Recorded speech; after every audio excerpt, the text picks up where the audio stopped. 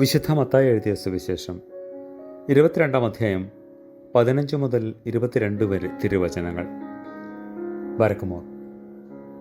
അനന്തരം പരീശന്മാർ പോയി യേശുവിനെ വാക്കിൽ കൊടുക്കേണ്ടത് എങ്ങനെ എന്നാലോചിച്ചു.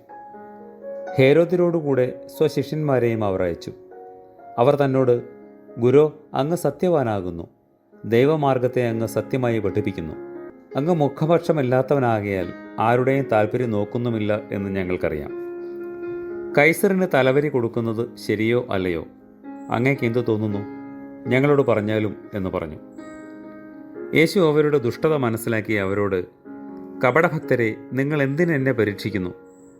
തലവരിക്കുള്ള ദീനോറ എന്നെ കാണിപ്പിൻ എന്ന് പറഞ്ഞു.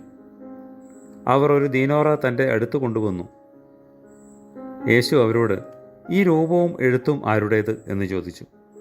കൈസറിൻ്റേത് എന്നവർ പറഞ്ഞു.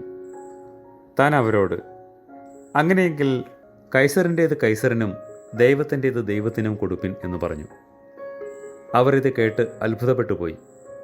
അവർ തന്നെ വിട്ടുപോയി. കർത്താവേ, ഞങ്ങളുടെ പ്രാർത്ഥന സ്വർഗത്തിൻ്റെ വാതിലുകളെ തുറക്കുന്ന താക്കോലായിരിക്കണമേ. ആമേൻ.